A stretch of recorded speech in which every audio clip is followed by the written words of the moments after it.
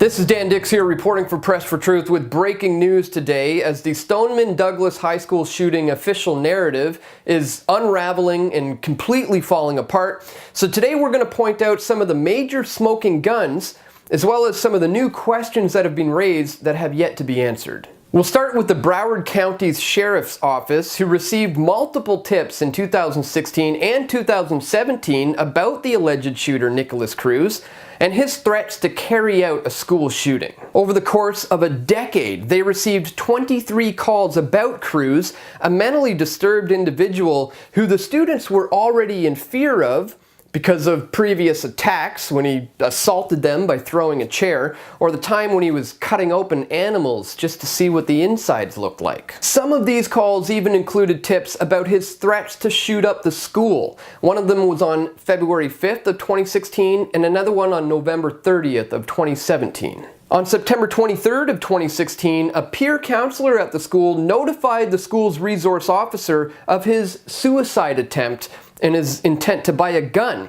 He tried to kill himself by cutting himself and by drinking gasoline. Then on September 24th of 2017, the YouTube user Nicholas Cruz left a comment on a YouTube video stating, "I'm going to be a professional school shooter." And that comment was reported to the FBI by the owner of that YouTube channel. Then on January 5th of this year, the FBI's public access line received a phone call from someone who was close to Cruz, who provided information about his gun ownership, his desire to kill people, his erratic behavior and disturbing social media posts, as well as the potential for him to, quote, conduct a school shooting. Here is a declassified FBI transcript of the call that was made by the person who reported his Instagram accounts. I'll include a link in the description to all of this so you can verify this information for yourself. But here are some of the photos that this person was warning the FBI about, where you can see he's brandishing weapons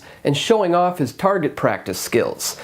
Even video footage has emerged from Cruz's neighbor who filmed him practicing his shooting skills. So apparently all these red flags and all these warning signs that were reported to the police and the FBI were not enough to stop this guy.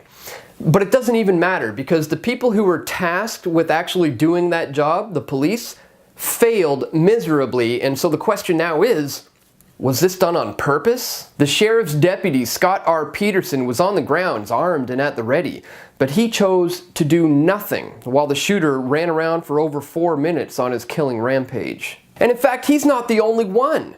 It turns out that there were 3 other officers there with Peterson, making up a total of 4 officers who were armed and at the ready and who stood there and did absolutely nothing. And now they have the nerve to suggest that people should give up their guns to them? The truth is, there's no such thing as gun control as we know it, because what you are in fact calling for in that regard is not for guns to be removed from society, but rather for governments to have a monopoly on violence. If you're an advocate for gun control, who do you think is going to be tasked with taking all the guns away once they've been banned?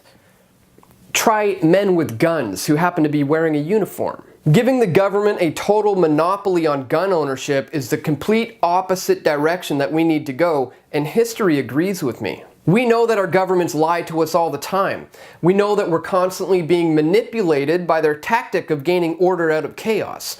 So we need to take a step back here and ask the question, did Cruz act alone?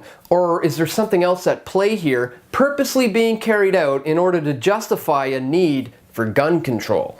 The following eyewitness account is from a teacher who was there, and what she says completely contradicts the official narrative that is currently being doled out by most of the mainstream media.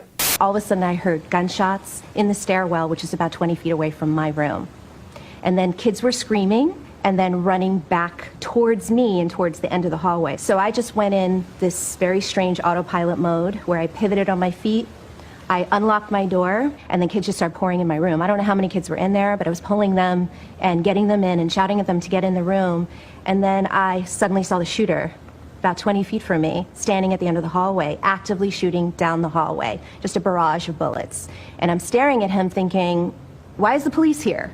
This is strange, because he's in full metal garb, helmet, face mask, bulletproof armor.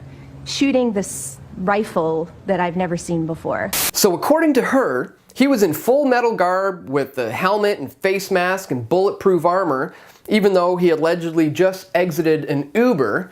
And once he was apprehended, he looked like this, clearly showing nothing of the sort. So either she was lying, or he ditched all the gear and the clothes after the shooting, but before he was apprehended, or it wasn't him at all, and what the teacher saw here was in fact a black op operative. At this stage in the game, it's becoming increasingly difficult to separate the facts from the fiction, but that is all part of the design as well. While theories about crisis actors and political plants are dominating the discussion, we are increasingly losing sight of the endgame agenda here, which is all about gaining more control. We're going to continue to track this one as it develops, as there's so many layers to this onion, which are now starting to point to this looking like it's either a case of my hop or lie hop, meaning they either made it happen on purpose or they let it happen on purpose. Let me know your thoughts in the comments section below. What do you think? Lie hop or my hop?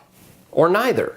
And be sure to subscribe to us here on YouTube if you haven't already, and also check us out on DTube, a new video sharing platform that's being built on the Steemit blockchain. A link will be located in the description below for anyone who is interested. So thanks for watching, my friends. Be sure to share this video if you found the information to be useful, and stay tuned, we've got more video reports coming soon. This is Dan Dix reporting for Press for Truth.